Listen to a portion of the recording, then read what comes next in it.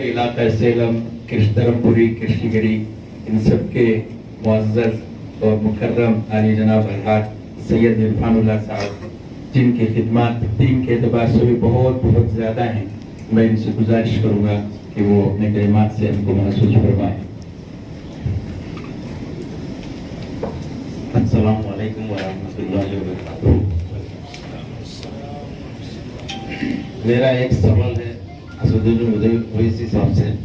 उससे पहले जो हमारा साउथ इंडिया में जो नॉर्थ को और साउथ को बहुत डिफरेंस है। नॉर्थ इंडियन में जो मुस्लिम्स रहते हैं और साउथ इंडियन में जो है बहुत डिफरेंस है।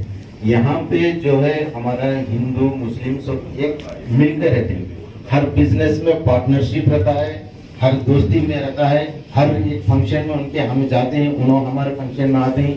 बहुत अच्छी दोस्ती हमारी है। हम अब हमारा डाउट क्या है बोले तो, अब उसुद्दीन साहब से अभी यहाँ जो हमारा दुश्मन एक है बीजेपी, सब बोलते हैं हम भी वही कॉमन हमारा दुश्मन, वो नहीं आना तो सबका मकसद है हमारा। मैं जो है ना दिल में एक रखना, बाहर नहीं, एक ओपन से मैं आपसे क्वेश्चन करना चाहता हूँ कि बोले तो हम 2 दिन पहले हमारे पूरे शहर की एक मीटिंग चली, उसमें हमें एक रेजोल्यूशन भी पास किया। उसके एतबार से भी और यहाँ के जितने भी यहाँ हैं वो भी मालूम करने का मैं ये करता हूँ, लेकिन बीजेपी वाले नहीं आना बोल के हमारा सबका मकसद है। अब जो है यहाँ डीएमके और एडीएमके अलायंस में खड़े हैं। मुस्लिम वोट जो है जितने भी हैं, अगर एडीएमके है या इसमें कितने, वो एडीएमके वाला मुस्लिम एडीएमके भी डालेगा, दूसरे पार्टी में है वो उसको डालेगा। लेकिन जो डीएमके में जो पार्टी है मुस्लिम है, उसमें जो है परसेंटेज ऑफ ये ज्यादा है, बहुत ज्यादा वोट जो है मुस्लिम के वोट डीएमके को पड़ेगा। 7-10 इसमें जो है अब कॉमन में, अब कौन से पार्टी में भी नहीं सुनेगा। अब इनका वोट का मीन, इनका वोट इधर ढलता वो उधर जीत होती है, यही इधर का ये है।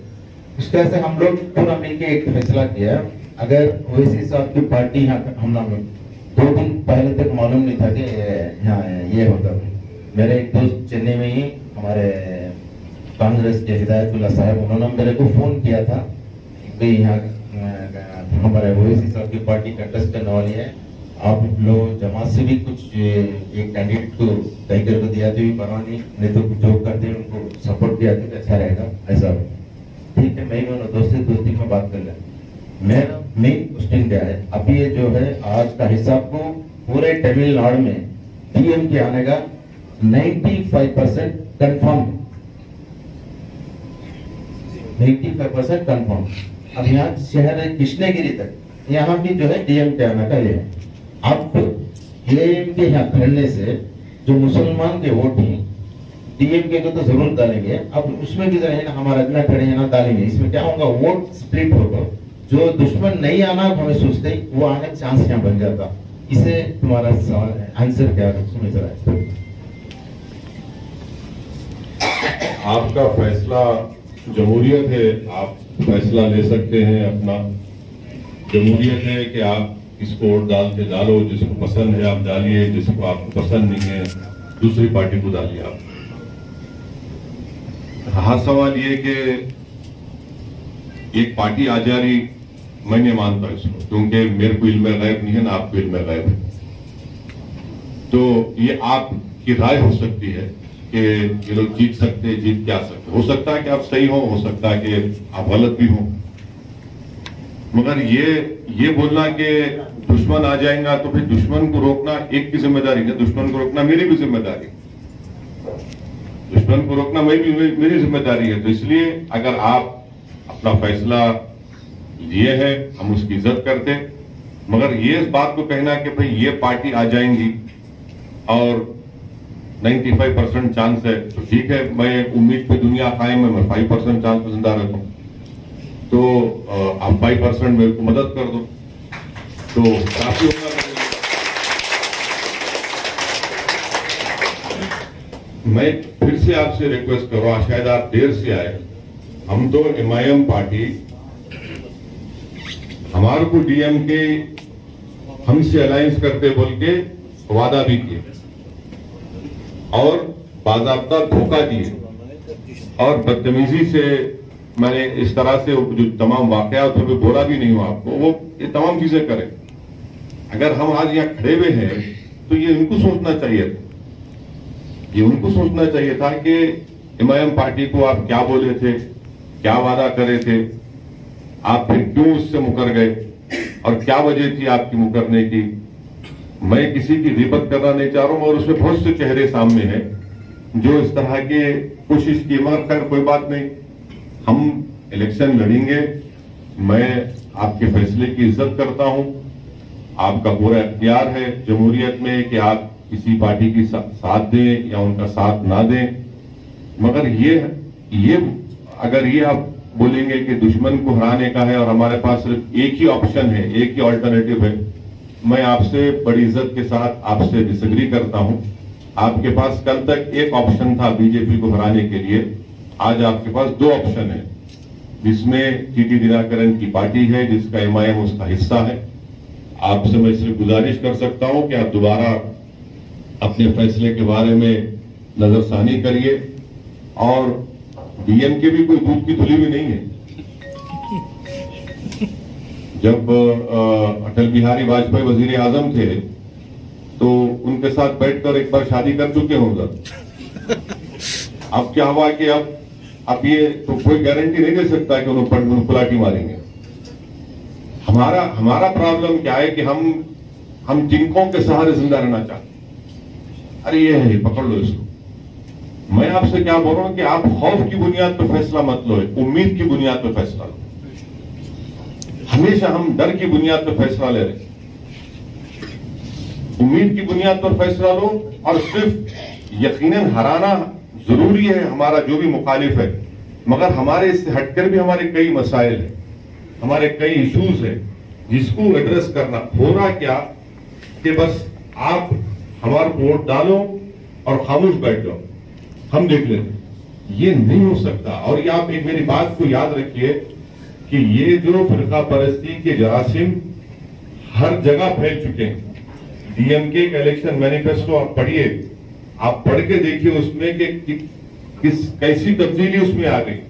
ये रियासत जिसके मैं सियासत का सियासी तारीख का थोड़ा तालिब इल्म हूं, ये पेरियार की, अन्ना दुराई की, यानी वाकई में यहाँ पर एक तारीफ है सेकुलरिज्म की, इन तमाम चीजों की, मगर वहां पर डीएमके का इलेक्शन मैनिफेस्टो ताज्जुब खेज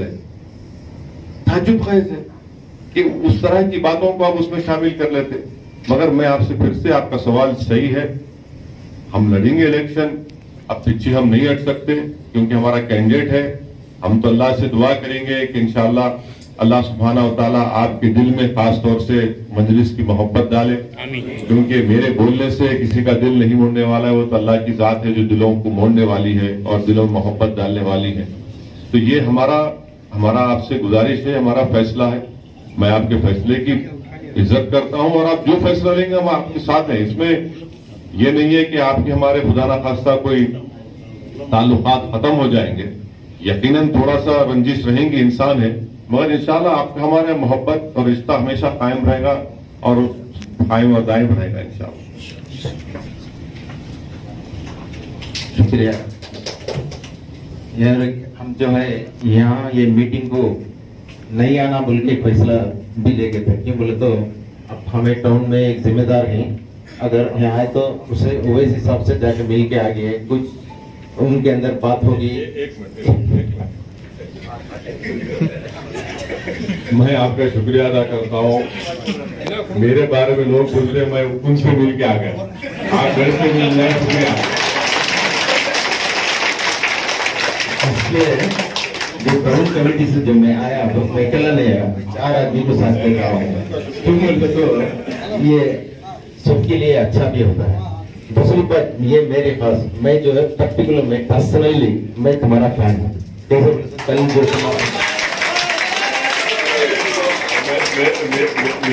मेरी परेशानी क्या है, मैं हमेशा कहा हूं कि हिंदुस्तान की सियासत का लैला मैं हूं, मगर कोई भी वोट देने तैयार नहीं मेरे। इंशाल्लाह वो भी होगा। साहब तो हैदराबाद से वो हमारा हॉस्पिटल आके दावत दिए थे, वो बोले कम से कम अब शिरकत तो करो बोले, मैं इंशाल्लाह शिरकत करूँ। मैं क्या है उनकी सूरत में मिलेंगे, हम एक साल कोशिश भी करेंगे। जो मुझे पर्सनली मैं एक्चुअली टाइम हो सकता बस कैसे मैं आज जरूर से आते हैं आता है जी। इरफान भाई जो बोले हैं वो हमें मानने के लिए तैयार नहीं है। इरफान भाई अगर 100% अगर इनको वोट देना है,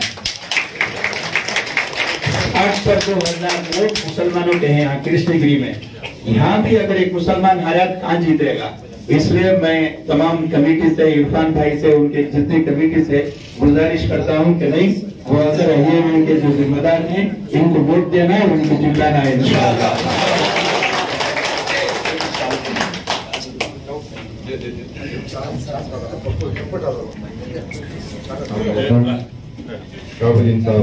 नारे तकबीर, नारे तकबीर, नारे तकबीर,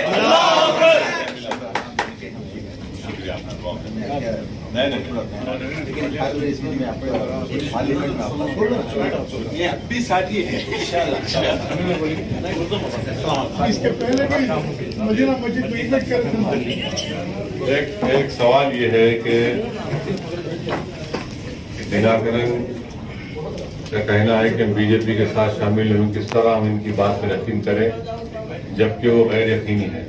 तो मैं तो इस बारे में शुरुआत में ही आपसे कह चुका हूं कि मैं उनसे जब मिला चेन्नई में तो पहला सवाल मेरा उनसे यही था।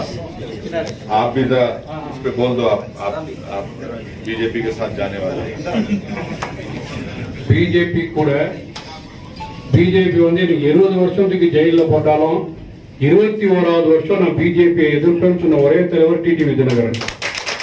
மரியாதைக்குரிய ஓய்சி சாப் அவர்கள் முதல் கேட்ட கேள்வியை, நீங்க எக்காலத்து கொண்டும் பிஜேபி கூட அலைன்ஸ் வைப்பீங்களா? அவங்க வைக்கிற மாதிரி பேச்சு இருக்கு. இதெல்லாம் ஒரு லூமரான விஷயமா நான் பாக்குறேன், பத்திரிகை சர்க்குலரா பாக்குறேன். எந்த காலகட்டத்திலையும் மாண்புமிகு புரட்சி தலைவி அம்மா அவர்கள் சொன்னாங்க, பிஜேபி கிட்ட நான் வச்ச பாவத்துக்கு மன்னிப்பு கேட்கிறேன் இஸ்லாமியர் மத்தியில, நான் அம்மாவோட ஆட்சியை கொடுக்கணும்னு நினைக்கிறேன். எந்த காலத்திலும் பிஜேபியோட கூட்டணி வைக்க மாட்டேன்னு உறுதி அளிச்சிருக்கேன். अस्सलाम वालेकुम। जो हमारे ओवैसी साहब हैं, उन्होंने पहले टर्म में सेकेंड टर्म में ही उनका शुक्रिया अदा करते हैं। जो उलमा हैं उनका भी अदा करते हुए मस्जिद अक्सा के मुसल्ले की जानिब से यहाँ वो एक दिनकरन साहब की पार्टी में माइनॉरिटी सेक्रेटरी तमिलनाडु है, जो हमारे इरफान साहब सुने वो कल की मीटिंग में मैं भी इसमें शामिल हुआ था।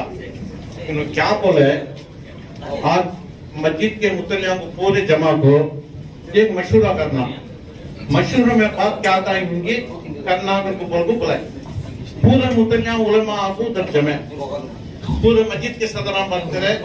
मैं भी सदर के हैसियत से मैं भी कुछ बात किया। मैं क्या बोले, अगर बोला तो मुतल्लिया और उलमा मिलकर क्या मशवरा करेंगे, वो मशहूर के ऊपर काम हम अमल करेंगे। सबको बोले, पूरे मुतल्लिया भी बहुत बोले, हमें 21 दिन डीएंगे को मस्जिद के अंदर अनाउंस करेंगे नहीं, वैसा होएगा भी नहीं। वो हमें करेंगे, वो मस्जिद के मुतल्लिया क्या है वो बिल्कुल देखेंगे। बोला 21 साल डीएंगे के कैंडिडेट को बुला दिए, ना किसी पूछे ना करे, डीएंके को बुला दिए, डीएंके का स्टेज बना दिए, किसको कुछ को बनाए लो। मैं मस्जिद मुतल्लिया के हैसियत से पूछता हूँ, किसको कुछ को बुलाए? गलती कर रहे, गलती कर को ओवैसी के सामने, उलमा के सामने इन्होंने 6 आदमी एकदम बात कर रहे, गलती पर करना नहीं।